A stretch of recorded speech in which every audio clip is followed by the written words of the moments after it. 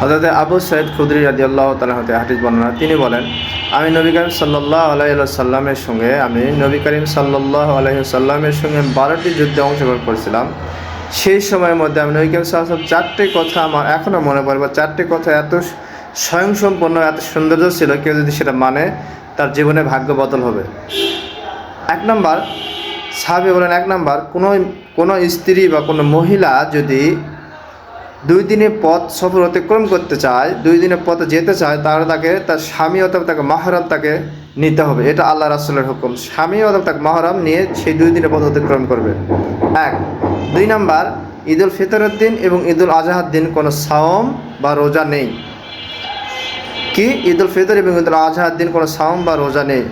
3 নম্বর, কেউ যদি ফজরের সালাতের পর সূর্য উদয় এবং আসরের সালাতের পর সূর্য অস্তের সময় কোনো সালাত নেই। কখন? 3 নম্বর, ফজরের সালাতের পর সূর্য উদয়ের সময় এবং আসরের সালাতের পর সূর্য অস্তের সময় কোনো সালাত নেই। 4 নম্বর, বাইতুল্লাহ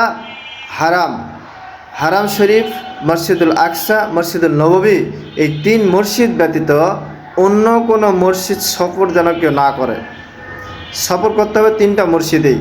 3টা মসজিদে আল্লাহ রাসূল সাল্লাল্লাহু আলাইহি ওয়াসাল্লাম আদেশ করেছেন, বাইতুল্লাহ আল্লাহর ঘর, মসজিদে নববী মদিনায় অবস্থিত এবং মসজিদুল আকসা জেরুজালেমে অবস্থিত। 3টা মসজিদ ছাড়া কোনো মসজিদ সফর করা যাবে না। এবং 3টা মসজিদকে যদি সফর করে আল্লাহ সুবহানাহু ওয়া তাআলা রাসূল বলেছেন, আল্লাহ সুবহানাহু ওয়া তাআলা রাসূল বলেছেন, সে অসংখ্য সওয়াবের অধিকারী হবে। সেখানে তারা নামাজ যদি পড়ে, বাইতুল্লাহ যাকে বলা হয়, এই খানায় কাবাকে যদি নামাজ পড়ে, 1 ওয়াক্ত নামাজ 1 লক্ষ রাকাত সওয়াব আল্লাহ রাব্বুল আলামিন তার আমলনামায়, ওই বান্দার আমলনামায় লিখে দেন। সুবহানাল্লাহ।